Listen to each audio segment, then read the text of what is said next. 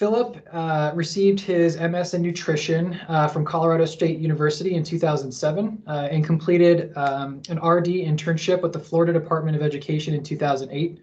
He has taught at MSU Denver since 2009 with an emphasis in sports nutrition and cultural aspects of nutrition.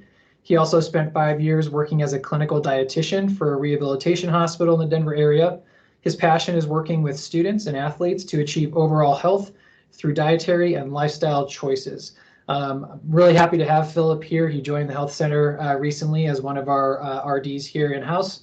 And so I hope if you have any questions regarding resources or the services that he provides out of the health center, I hope that you can pose those to him as well. Philip, go ahead and take it away. Thank you, Richard. Appreciate it. Essentially, when I look at health, I'm really looking at three components of health, and some people you can also look at four. But for me, there's obviously dietary, there's physical exercise, and then there's sleep. And then for others, they also may throw religion in there as well. So for me, when I'm looking at health, it's all about the whole ball of wax, really, is all three or four of those components. Being a dietitian, I really focus on a lot of the dietary, the foods that are necessary to actually bring overall health. And then you're also looking at how does the influence of sleep and exercise allow one to achieve overall health. And essentially, I in the flyer that I created, I talked quite a bit about brain health and exercise, and also foods in which you can consume that are actually going to be beneficial for your health, and also how sleep actually helps to create a better, healthier brain and also a healthier body as well.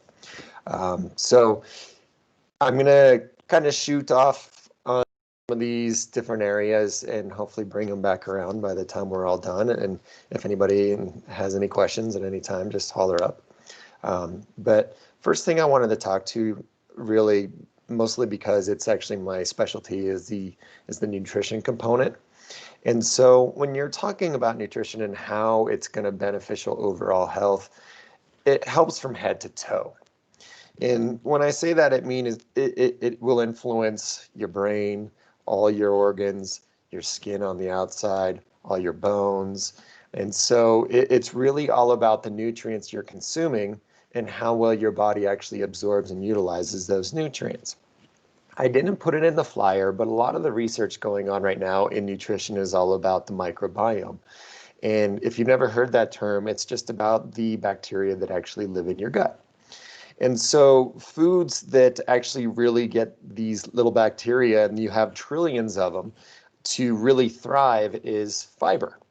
And it's the fiber that's found, say, in oats, and that would be a soluble fiber, and same thing with strawberries, a soluble fiber. But when you consume these products, essentially what happens is the little bacteria in your gut, they will actually metabolize this fiber and produce something called metabolites. And those metabolites then are utilized throughout the body in beneficial ways. And a good one is the fact that these metabolites feed your intestinal cells. And so there's this beautiful symbiotic relationship going on between the foods that we consume, feeding the gut bacteria, and then also that bacteria feeding your cells. And it can affect not just your gut cells, but also possibly other parts of the body, your organs and your eyes and your brain and all sorts of places. So when I get down to looking at people's diet and what they're consuming, I look to say, hey, how much variety is there? Are they actually meeting their overall calories? And for a sports dietitian, which I am, that's one of the biggest things that I look at is overall calories consumed, and is it meeting their needs for the amount of physical activity that they're doing? And then at that point, I say, okay, is the variety there? Is the amount of calories there? And if not, how do we address this to be able to supply more nutrients to the body to allow, one, your body to thrive, but also to allow the bacteria in your gut to thrive too? So overall, there's a lot of things in which we look at to make sure that you're overall healthy in the nutrition world. But when it relates to just straight nutrition, it's hard for me to talk about nutrition without talking about exercise and without talking about sleep, because they all come together to mesh together. And I want to talk about a good example would be bone health, right? So a lot of people don't think too much about bone health unless you break a leg or chip a tooth or anything like that. But essentially, if a good example would be calcium. So the nutrition part is to make sure that your body is getting enough calcium to support your bone health, right? And your bones will grow more dense till about 30 years of age, as long as you eat the right foods and get enough vitamin D, which allows for that calcium absorption. But after about 30 to 35 years of age, you start seeing it kind of plateau. And then after about 40 years of age, you'll see a drop in overall bone mineral density until an individual passes away. But the cool thing is there's research out there showing that if someone maintains their overall good diet and exercise habits and sleep habits, what you can see is bone mineral density remain elevated for many years longer than someone who may become sedentary or who eats a Western diet. Okay. So the cool thing is okay, you're supplying the amount of calcium you need, and then if you're not exercising, your body doesn't have that trigger to say, okay, we need to increase bone mineral density. And this is for an individual that may be under 30 years of age, where you can actually still increase bone mineral density. And so what happens then is the exercise component takes up the other part that says, okay, we're doing weight-bearing loads. Say if you're a runner, you're getting quite a bit of load on your bones. And so your body says, okay, if there's a load, we need to increase the amount of mineralization there to make sure that we don't get fractures or breaks or anything like that. So overall, you'll see that both exercise and nutrition together will work together to make sure that your bones are healthy. And now, you could say the same thing about brain health and other organs of the body as well, but the brain health is actually really good thing to talk about as well. And I did speak quite a bit about that in the flyer that I put up. But exercise itself improves brain health, and what it does is when somebody exercises, the amount of oxygen, it will actually stimulate the hippocampus. Jeepers, creepers, I'm gonna have a hard time today. The hippocampus, okay? And what it does is that's the area of the brain that actually influences memory. And so research has shown that when someone goes out and exercises, it can be a bout of 20 minutes, and that could be walking, it could be a light jog or running or whatever the case. And a lot of these studies have been done in elderly people, so it's actually more moderate exercise versus strenuous. And so what you can see is actually an increase of overall brain memory capacity post-exercise for a little bit. So if someone continues to exercise every day and get 20 minutes of exercise, then you can actually see over long-term effect of memory function. And this is great even for normal individuals, but even more so for people who may have dementia or Alzheimer's disease, which there's research that shows, yeah, it's even beneficial for people who have Alzheimer's disease. Okay. But the flip side of that is the dietary side. You have to have the omega-3s and some other fatty acids to be able to establish a proper brain health. And so for me as a dietitian, I look and say, okay, is someone eating enough foods that would contain omega-3s? And really good examples would be salmon. That's by far one of the best. And typically more so for fresh caught versus farmed salmon. So you'll have to check the label to see if it says farmed or Pacific or Atlantic salmon. But essentially what happens is when you consume those foods, you can see some of those omega-3s, and specifically in the form of DHA, they will actually make it to your brain, and your brain will utilize those omega-3s for proper homeostasis and keeping some of those brain cells alive healthfully, okay, and helping natural overturn of brain cells. But the omega-3s play a big role in that as far as DHA. So the cool thing is you can see that brain capacity improves just from exercise, but it also takes the nutrition side to make sure that you have the materials that your brain needs to continually turn over cells in a healthy manner. I'm just curious, does anyone have any questions before I keep going? Okay, if you do, just holler up and I'll address whatever you need. So, So again, there's that really nice relationship between exercise and nutrition components. Now, sleep is the other component that I haven't really talked about yet. Sleep in general, really what it does is it provides a time for your body to heal itself. And for me, when I'm working with athletes or even individuals, they're fairly athletic and they're going to the gym or whatever. And obviously, when you go to the gym, you're trying to improve overall physical health, whether it's strengthening when you're doing exercises to build muscle mass, or if you're going to the gym to increase endurance capacity, whether you're on a treadmill or on the stair stepper or whatever the case. So essentially, what you're looking at is you're going to the gym to eventually cause damage on your body. And that damage is a stimulus for your body to rebuild. And so when someone goes and they're doing loads of lifting, and essentially when they're lifting, they're causing little micro tears in their muscles. And then overnight, what your body will do is take some of those proteins that you ate during the day and help remanufacture new cells to fill in those tears. And eventually you keep doing this year after year. What it'll do is it'll actually increase the size of the muscle mass because you have more cells in that muscle itself. So it gets bigger. And so that's obviously what people want to achieve. So over periods of years and years, you're looking at the body will adapt to the overall environment that it's put in. So if you're stressing your body, it wants to adapt to that stress and make you better in that environment.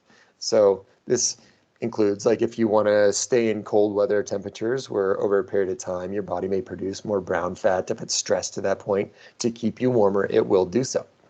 Now, if you're looking at sleep, what the sleep will actually do is a lot of that repair actually occurs overnight. Okay.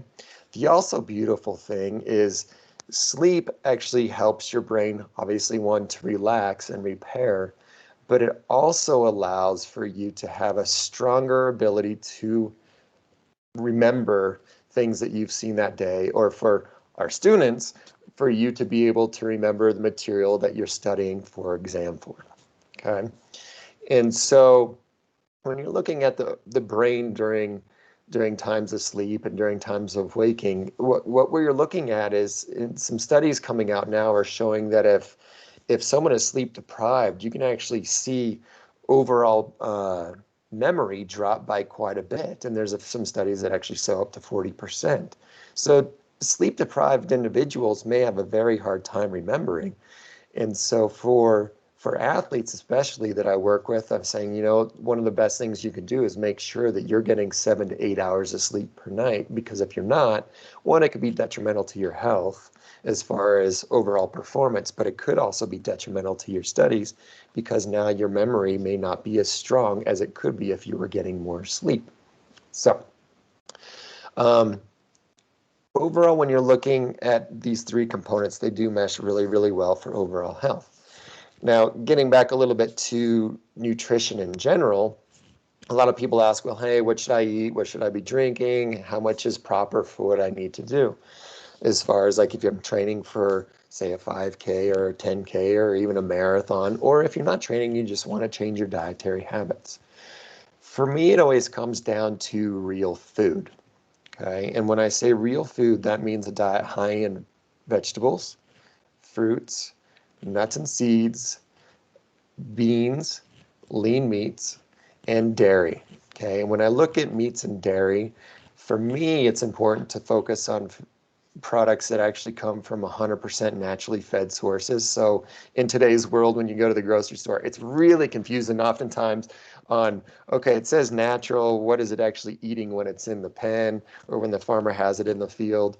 And so for me, it's important to look for 100% grass-fed when you're looking at beef. And the reason is because when animals eat their diet that they're supposed to be eating, it changes the fats in which they absorb. Okay. A good example would be if a cow eats 100% grass-fed, then you will see much better ratios of omega-3s, which are your anti-inflammatory omega-3s, which I mentioned earlier, in DHA form that can go to the brain, and then also omega-6s. You typically see a ratio of 2 omega-6s to 1 omega-3.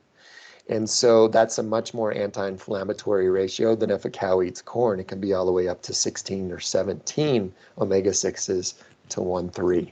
And so it's just a little bit more beneficial in overall anti-inflammatory responses in the body. And especially when you're dealing with athletes, they produce a lot of inflammatory response just from the exercise itself. And your body is geared to actually get rid of this this inflammatory process by the use of vegetables, fruits, nuts, and seeds, and all the vitamins they contain, such as vitamin E, vitamin A, vitamin C, magnesium, zinc, calcium, iron. And so your body will use all these minerals to counteract some of that inflammatory process, and also the good fats that someone's consuming, such as the omega-3s. So when you're looking at what kinds of vegetables, what kinds of fruits and nuts and seeds, for me, the vegetables, the good answer is a lot of variety, right? So if you're eating a good amount of green leafy vegetables, which is like spinach, Swiss chard, kale, and if you like broccoli or cauliflower or Brussels sprouts, what you're looking at is a lot of those are very packed full of vitamins and minerals, which will help your overall health. Okay.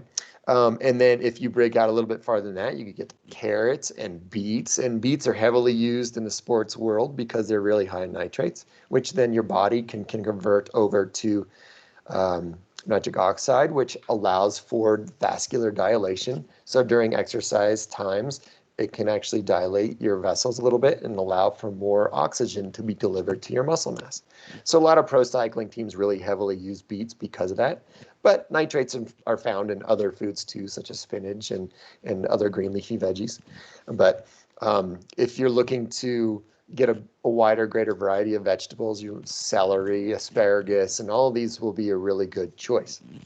If you're looking at fruits, the berries are typically ones that actually have more nutrients in them per gram of weight. So blueberries, blackberries, strawberries are really good. And you're also looking at kiwis or a bang for your buck fruit, which have 100% of the vitamin C easily met from just one kiwi. Same thing with one orange or one clementine.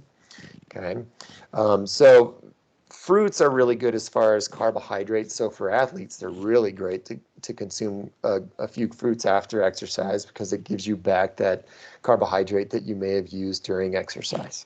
So, but one group that kind of gets overlooked is nuts and seeds. And in class, I always talk quite a bit about nuts and seeds, and this includes like almonds, pecans, walnuts, peanuts, cashews, pistachios, and then seeds such as sunflower, pumpkin, chia, hemp seeds, which are really high in zinc, and quite a few other ones, some flaxseed as well, which is really good. So nuts and seeds are very high in a vitamin called vitamin E. And vitamin E's job in the body is to be your main antioxidant, but its job is to make sure to protect your vascular tissue, so your heart and your veins and your arteries. That's its main job. So when you're looking at fruits, seeds, nuts, and vegetables, all of these are your health foods. They have loads of vitamins and minerals that are going to strengthen your immune system, which prevents diseases long term, such as diabetes, heart disease, obesity. And so for me, when I talk about this with my students in class, I say if you can make the bulk of your foods come from these 3 food groups, you're going to be in pretty good shape.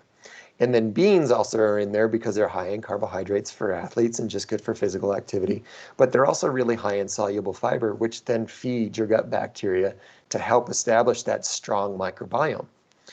And in today's world, there's a lot of research in microbiome it's called the gut-brain axis, and how these foods actually influence the health of your brain as well, as far as reducing possibly or reducing anxiety, and also helping diseases not so much a disease, but conditions such as ADHD with kids with attention, having a shorter attention, say maybe 5 or 10 minutes. If you start feeding all these natural foods, you can actually see that go up to 30 minutes, 40 minutes. So these foods are highly beneficial in overall aspect of health from muscular to bone to health as far as brain and organ health, such as your liver and your heart. So, and then when we're looking at just going through all the different other food groups here, nuts and seeds and fruits and vegetables we already talked about, and then all the grains. And grains tend to be the one group that a lot of people may overeat in the United States. We also call it the Western diet, which is typically high in carbohydrates, and it can also be high in proteins from animal proteins. And so one thing that I like to stress to my students is you can derive the majority of your protein from plant sources, and you will see better overall,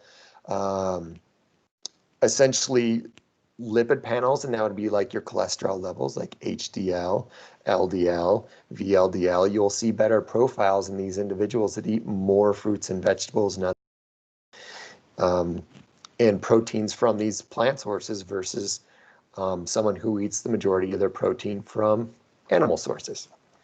And not to say that human beings don't need protein from animal sources, because I'm one of those people who believes they do, but it's not the amount that we typically see in the Western diet. You could probably eat meat maybe once a day. For those who are eating it 3 times a day, you can definitely back it down to once a day. And for a lot of individuals, you can actually look in reducing it down to 3 times, 4 times per week. And oftentimes that may be enough, but it varies per individual. And it also varies per sex too, because if an individual relies on the majority of their iron coming from animal sources, then obviously if you're reducing iron too much, especially if it's a female, you may look at anemia may be more of a possibility. So, but when we get into animal proteins, again, I always talk about the 100% natural diet that they should be consuming, because it has better fats for an individual. And when we consume them, it doesn't cause us typically, if it's 100% to grass-fed, or if it's fish or whatever, to have our bodies produce more LDL. Okay, so that's the cholesterol a lot of people consider as bad cholesterol, is the LDL. So when you're looking at these foods that are beneficial for us, that lower our LDLs to a more natural level, it would be fruits, vegetables, nuts and seeds, beans, and animal meats that actually consume what they're supposed to be eating when they're alive. So I know I'm talking a lot, so does anybody have a question at this point?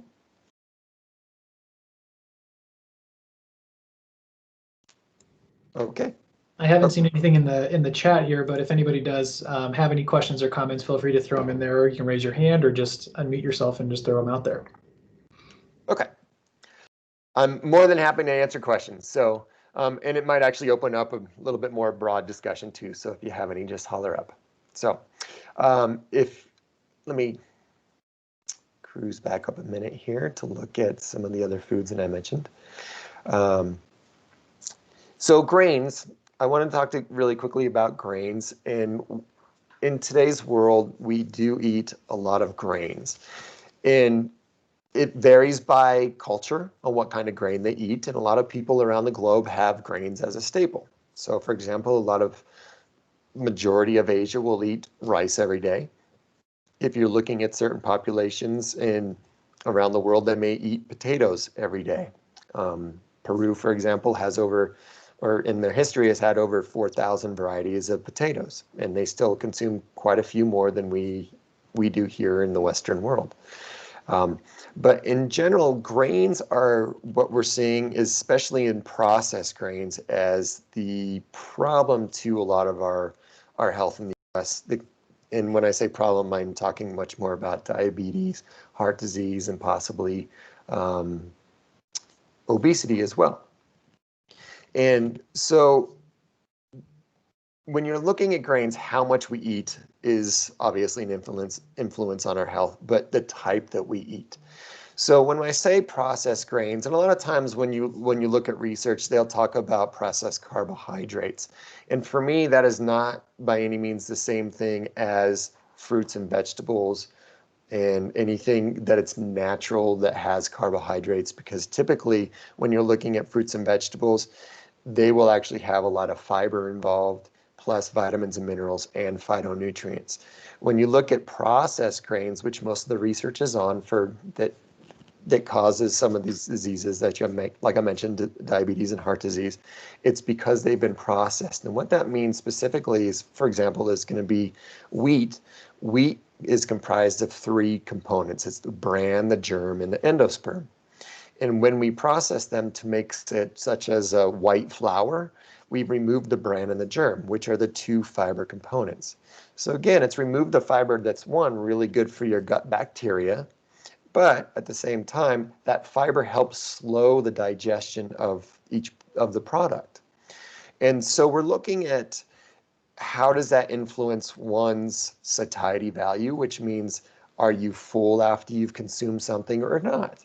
And so a good example is if someone eats an instant bowl of oatmeal, oftentimes they're hungry pretty quick afterwards, and that's because there's no fiber in it. We've shucked away the fiber. Usually oat flakes are really large and they have a lot of fiber, but in that processing, we remove the fiber so it will cook really quick, and that's why it's instant. But the response in the human body is it raises blood glucose values very quick, and then it drops fairly quick because your pancreas produces insulin that grabs it and takes it to your muscle cells and also to your liver cells, and so it drops your blood glucose levels very quickly. And so that drop will stimulate most likely, hey, I'm hungry again. So if you're eating a diet that's much more natural, that has a lot more fiber in it, what happens is you're much more stabilized as far as insulin secretion to be able to balance out our blood glucose values after a meal. So again, in today's world, we have these problems with all these different, the amount of processed grains that we're consuming. So for anybody who's looking at changing their diets and they do consume a lot of processed grains, this would be one of the easiest places just to switch and try, okay, instead of a white pasta tonight, I'm going to try quinoa, which is a beautiful grain that comes from the Andes in South America. A lot of it's grown in Peru, but it's also very high in protein. It's very high in fiber. And so these two components of the quinoa will help slow the digestion, but it's also really good for your gut bacteria at the same time to help establish a really nice variety of bacteria that are really good at producing metabolites for you. I also wanted to talk about protein sources such as fish and obviously beef. I've talked about chicken. So they are all very good as far as overall protein sources. Fish tends to be one of the healthier products as far as a meat is concerned. However, right now in this time of the world history, we're running into a problem is what's better, should I eat farmed or should I eat fresh?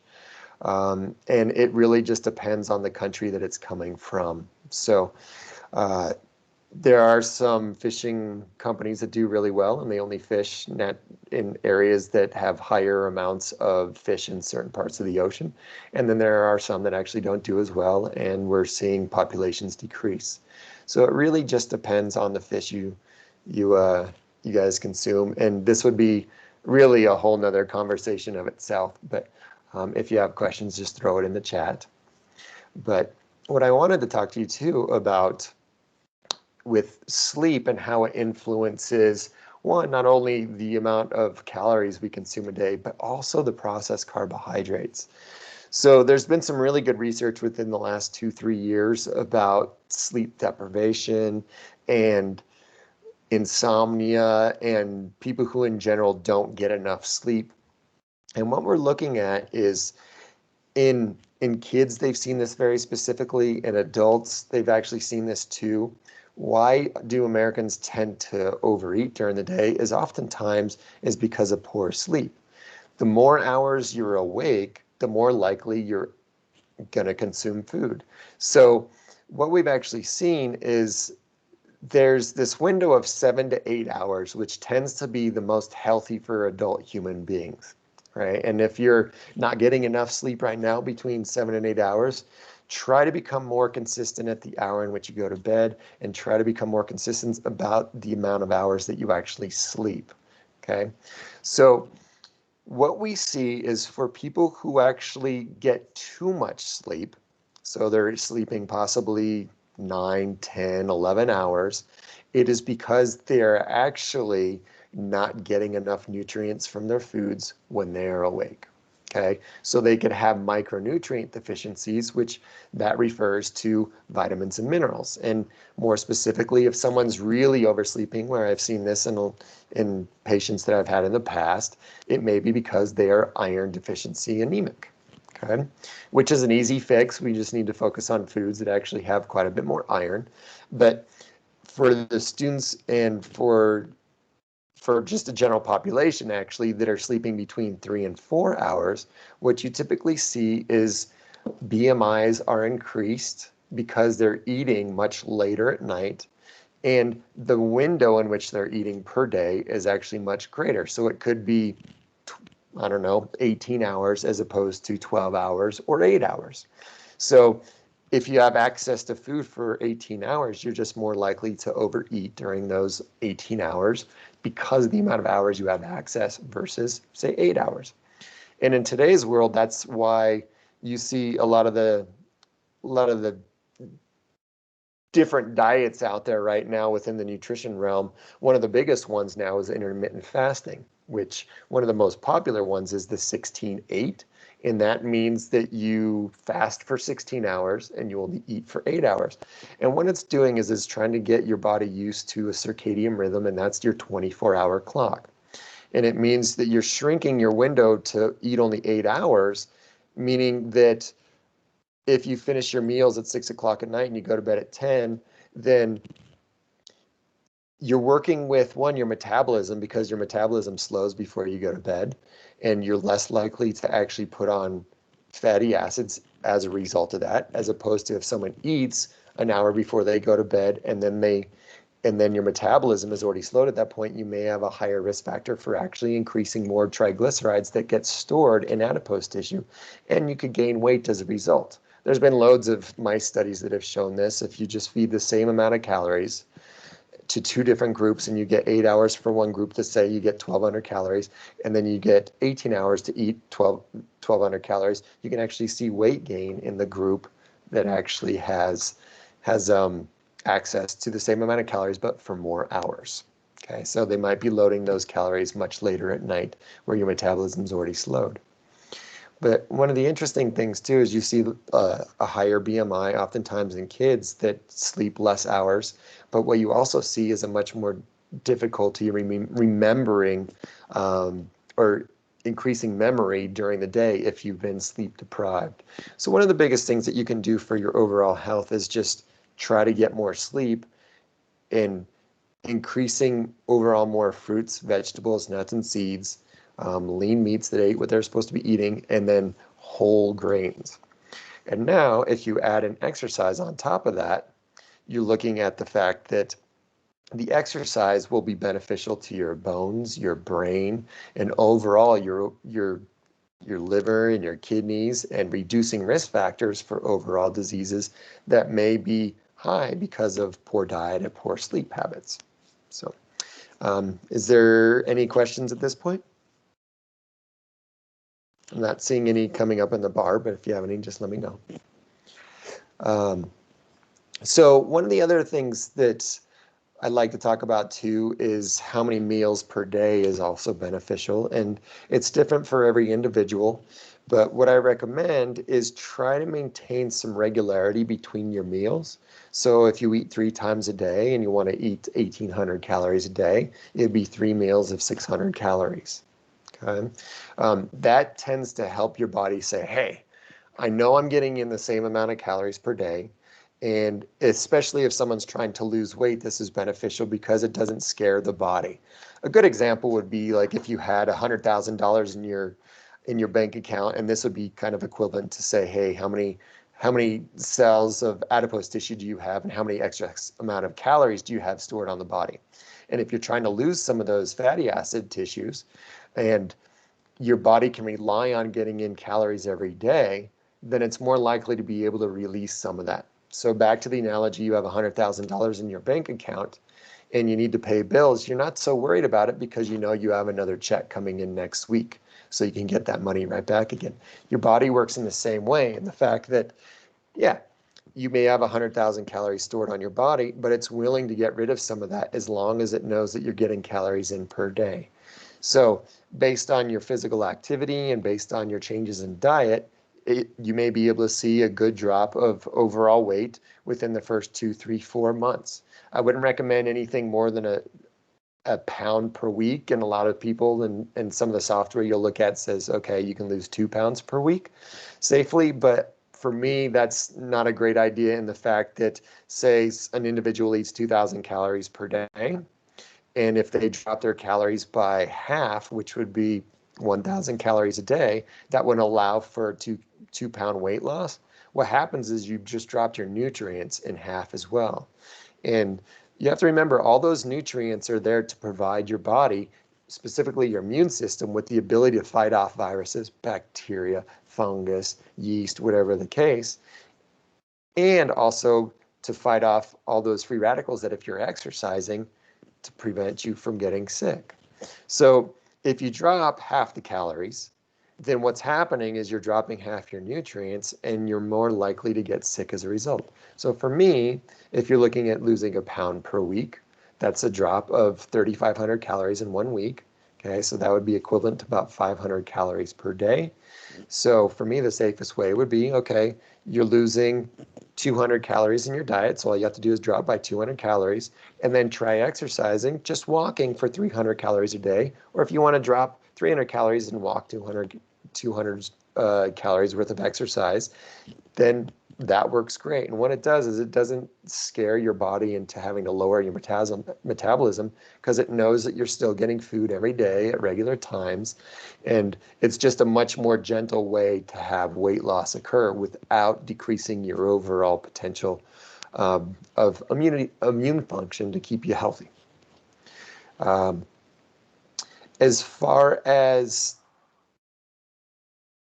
overall habits that people I see, some of the things that are hardest to break, and this is through all my years of teaching and years working as a dietitian and working with athletes. A lot of times, some of the hardest habits to break are specific foods or how much you eat. And portion size is something that we all get used to. Everybody has, hey, how much I want to fill my plate. And so one of the easiest tricks that I typically say is if your plates are 12 to 14 inches, which is a normal size plate for individuals in today's world. In the 1950s, 1960s, a regular size plate was 9 inches. Now it's 12 to 14. So we're naturally just filling that 12 to 14 inch plate to a full load. Whereas if you had a 9-inch plate, you would fill to full load, which would be less calories overall on that plate.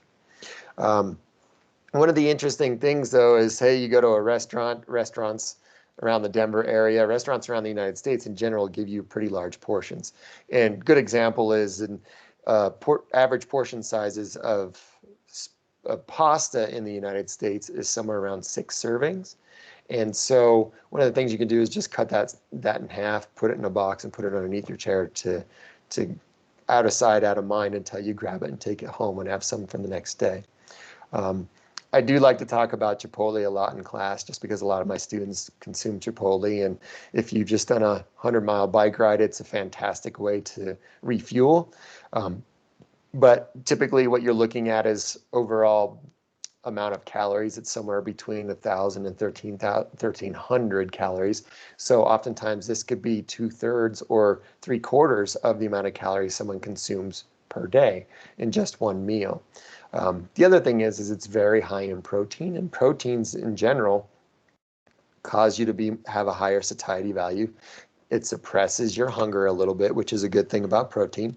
But in a burrito, if it's fully loaded with everything, like if you're looking at chicken and rice and beans and a bunch of the fixins with cheese, you're looking at could have 60 to 63 grams of protein in it, which for a lot of people, that's actually all the protein they needed one day. So as far as Chipotle being bang for your buck, yeah, it is. It's really high in calories. It's high in protein. It is also high in sodium, and that's why I said for someone who's just run a marathon or rode 100 miles, it may actually be a really great way to get in all the nutrients that you've lost during that activity.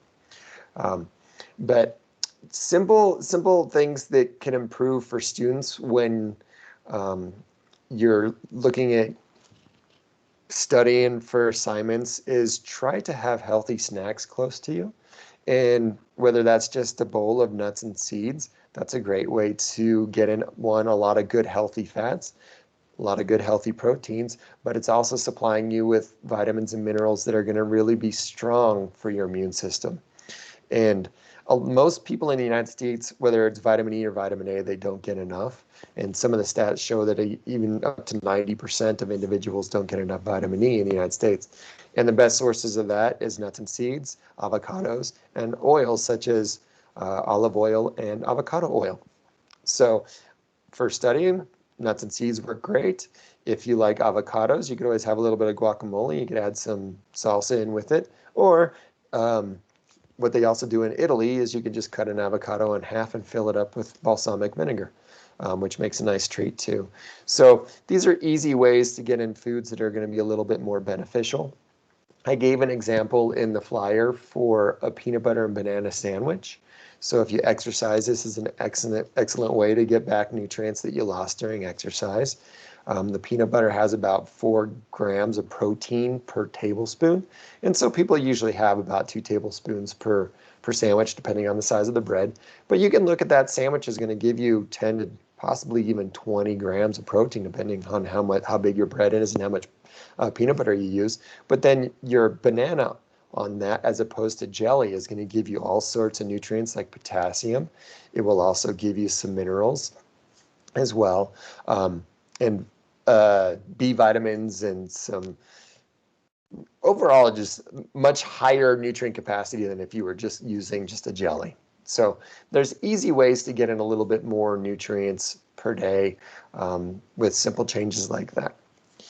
Does anybody have any questions at this point?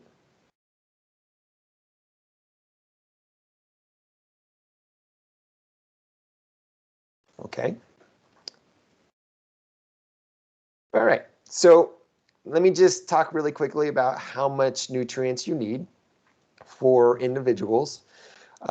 Typically, for a lot of people focus on protein, and I'll just tell you this, in general, Americans get possibly 2 times, possibly even 3 times the amount of protein we need per day.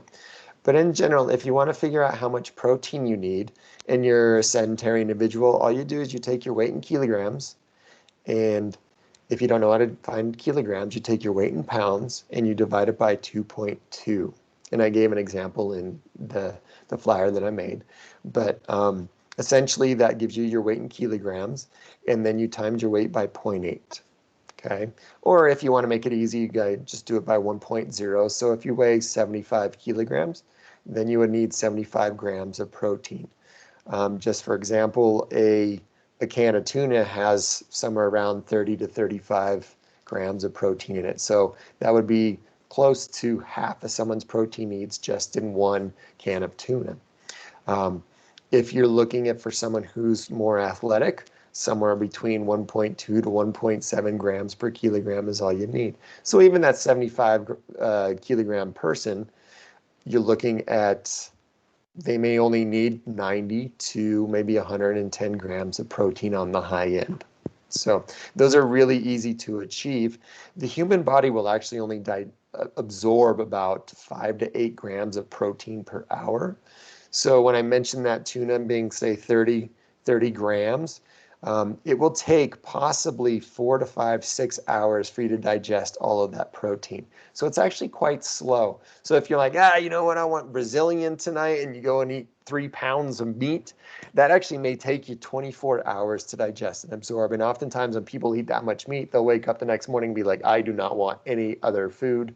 I've still got a ton in my belly that's being digested and moving down to your small intestine to be absorbed. Okay. As far as carbohydrates, focus on carbohydrates that are going to be rich in nutrients. So I mentioned fruits, vegetables, nuts, and seeds and all that stuff earlier, but just a really good example, if you're looking at United States in general, the order in which we eat some of the main categories of carbohydrates, which would be vegetables, fruits, and then grains, the order of nutrients is vegetables, fruits, and grains as far as nutrient capacity. Vegetables are much higher in nutrients typically compared to a grain. Now, one of the things that we see in the United States and in the Western diet is we reverse that completely, where we eat grains the highest, then fruits, and then vegetables. The most common eaten fruit is a banana because they're cheap and have a handsome carrying case. But then you're also looking at the most common vegetables that we eat, and there's two.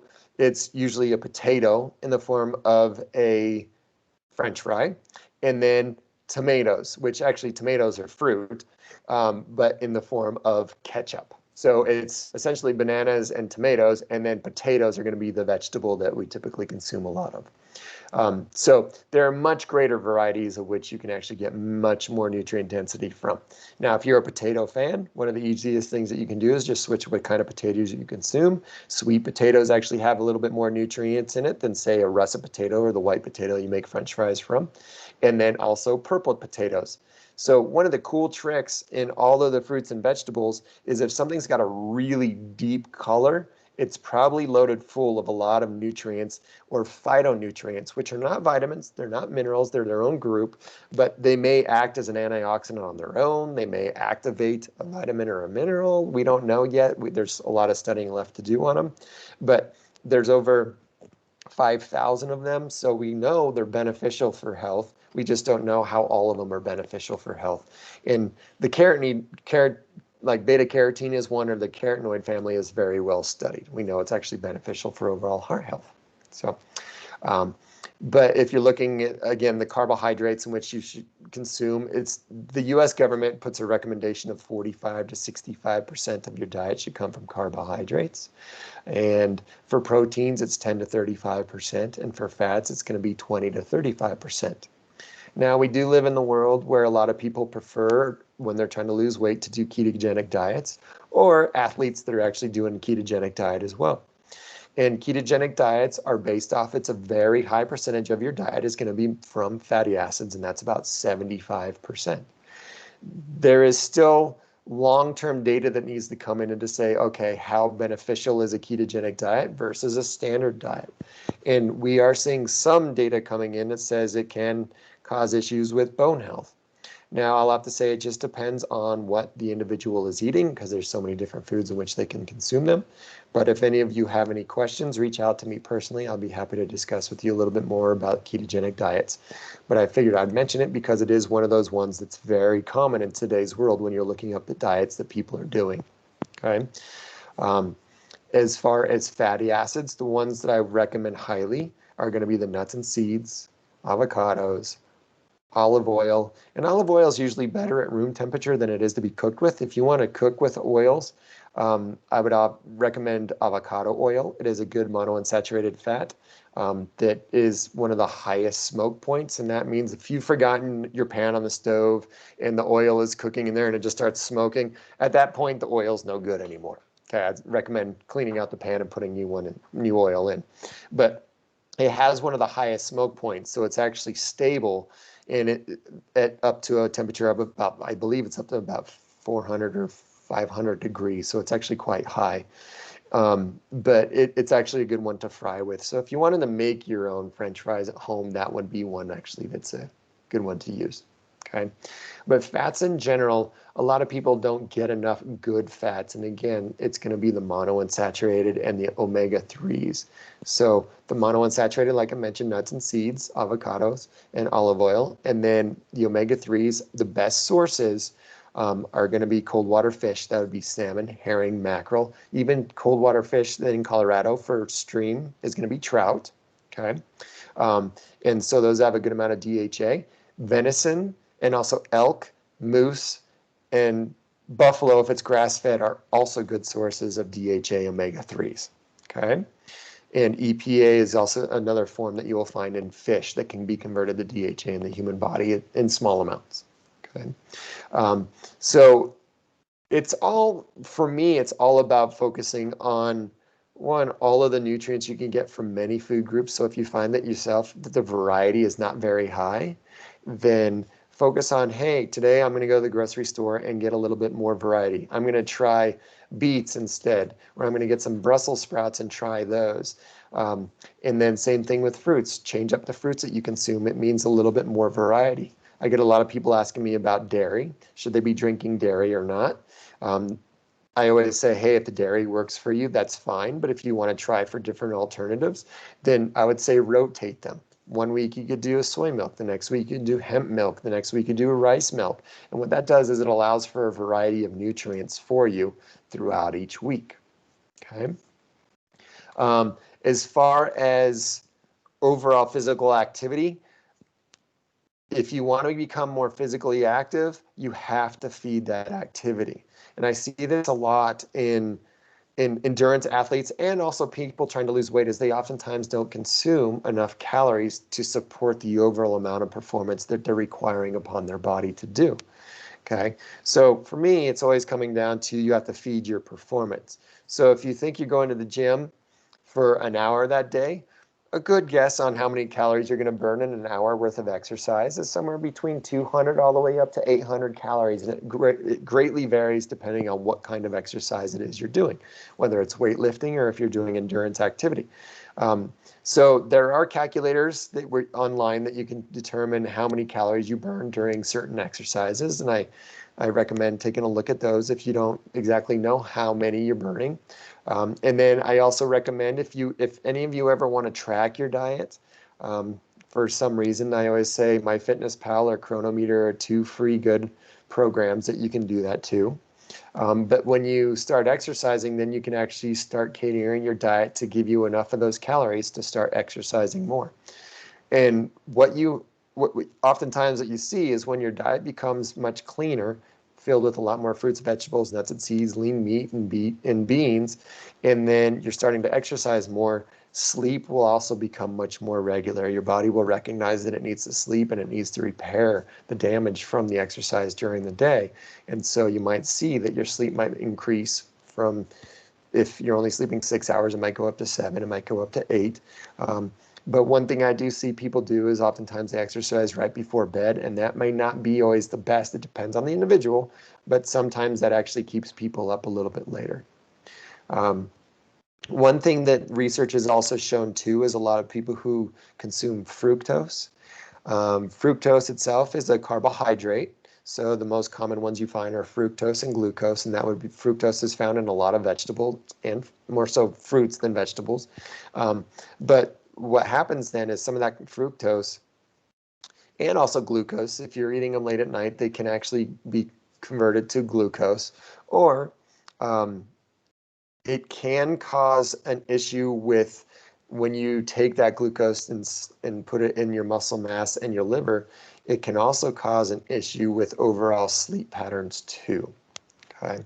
And the reason is because it can activate when you store those and you get that crash of glucose going into your muscle and your liver cells, it can actually cause cortisol, which is a stress hormone.